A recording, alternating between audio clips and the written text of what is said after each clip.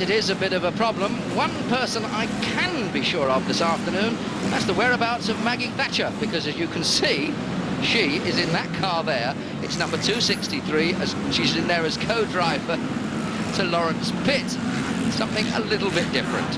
Well, I must admit I do have some help in sorting them out, because I have a lap scorer next to me who's noting down the numbers as they come through. But when a race like this gets going and they start to meet at the crossroads, well, anything really can and usually does happen.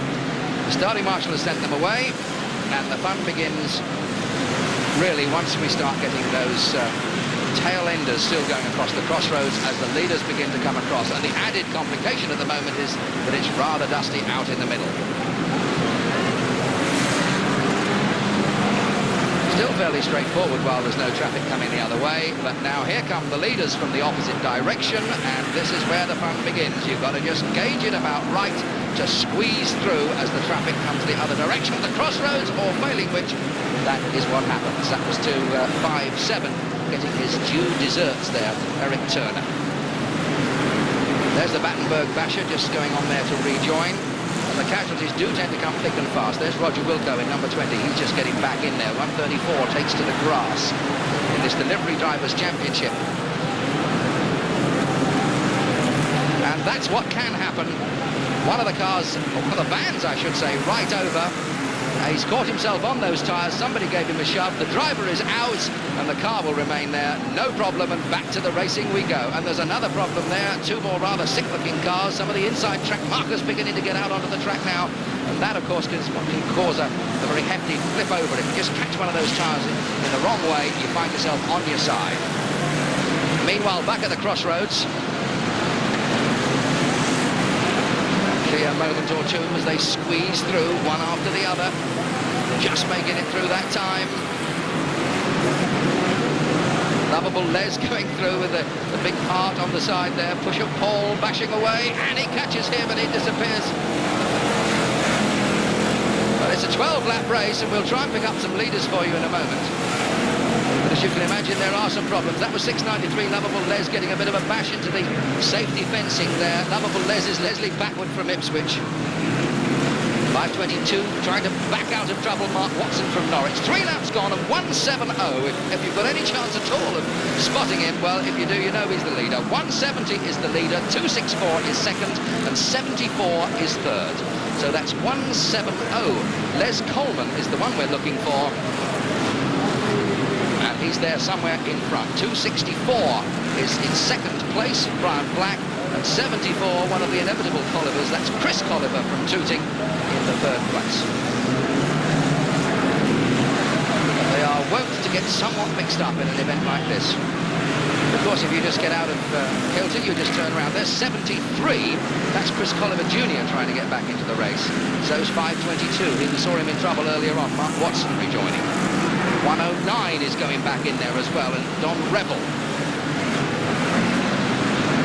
So let's have a look. 5 laps gone, 170 down into second place. 264 is now the leader. 264 is up there. Oh, the Battenberg Basher living up to his reputation by snuffing that other motor into the safety fence. All quite legitimate, of course. 125, Dick Dawkins not taking a lot more part in this. 129, former English stock car champion Mick Collum getting an almighty wallop there from that 87 car of Nick Linfield, another former stock car man. The Battenberg Basher nearly got his due deserts there. So 170 is back in the lead, and we've got 5 more laps to go. 157 still bashing through there, but it's 170 in the lead, and it is the Battenberg Basher who is 170. Les Coleman from Hillingdon, despite getting himself in bother once or twice, by and large he's managed to keep fairly well out of it, gets across the crossroads on that occasion. We're looking for 264, who is in second place. 264 actually is a small van, about 3 or 4 back from the leader. So in fact he's 1, 2, 3, 4, 5 back from the leader, but that is the leader dashing across the crossroads now. Oh, they're hooked, I think, on the bodywork, but a quick flip should solve the problem there for poor old 448 Terry Colliver. A lot of Collivers get into this. And there's 264. He's in second place, Brian Black from Basingstoke. And if you catch a glimpse of him, 52 is in third place, Bob Alderman, but we've got enough trouble worrying about the first two, and especially this one, the Battenberg Basher, number 170, Les Coleman. He's not been afraid to mix it, but he's managed to actually keep himself out of too much trouble. Mick Collin, 129, finds himself in more bother. Our leader takes the inside course to keep out of the thing. Off the bend he comes, back across the crossroads, just makes it in time once again. That's the technique. You've got to really start looking at that crossroads as you're coming round the bend and try and get your timing just right so you arrive at the same time as the gap. But the best laid plans of mice and men. There's Brian Black in 264.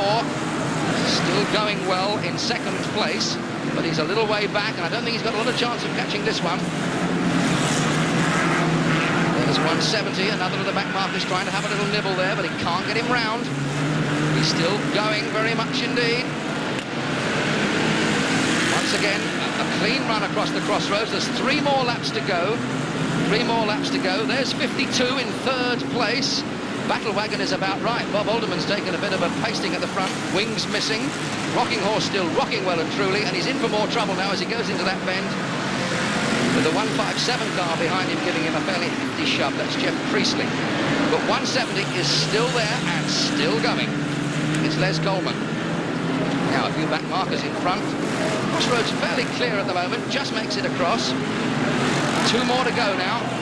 And in fact, the second place man now has closed right up. While 170 has actually been held up, now we've got first and second almost nose to tail. There's the second man, and you'll see the Battenberg Basher just in front there. Now, there we are. There's the Battenberg Basher. And in fact, cutting the corner a little bit there. The little van on the left there on the inside is in fact second, 264. So into the final lap we come. And it's the Battenberg Basher with 264 now right on his tail. Here they come, and the little van. Now, can he get the Battenberg Basher out of the way? He's pushing. He's trying very, very hard. I don't know whether physically he's actually got the strength to do it. He's got him part of the way round. He's trying desperately to shift him. I don't think he's going to be able to do it, though. I just don't believe he's got enough power. But here comes another go now. It's already steaming at the front. It's already bashed. The only chance is a spin, and it doesn't come off. He puts himself into bother and drops a bit of space. Last chance now. Final turn. 1 more run to the crossroads. It's going to be his last chance. It's going to be the Battenberg Basher. I think he's going to make it. Over the crossroads he comes. The checkered flag goes down, and right on the line, it's still 170. I think just sneaks home from 264. We'll have to wait and see what the stewards say. But it was 170 and 264 virtually together over the line, and I think poor old 52 somewhere is going to creep home and take the second place.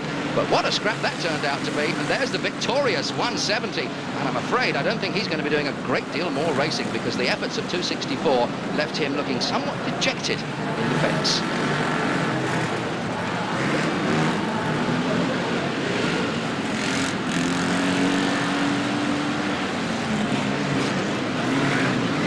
Well, it's a case of fire down below or fire in front there.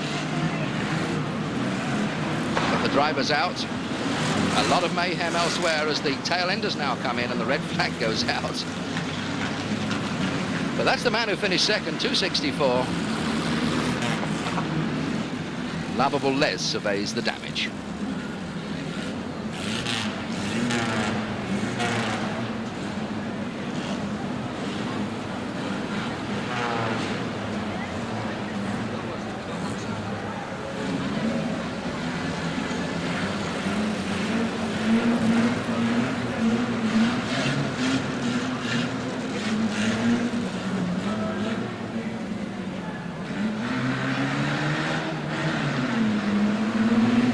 Well, now the stewards have sorted it out. It was a pretty close run thing, but it was 170. The Battenberg Basher, Les Coleman from Hillingdon, who got the verdict by a short bent bonnet over 264.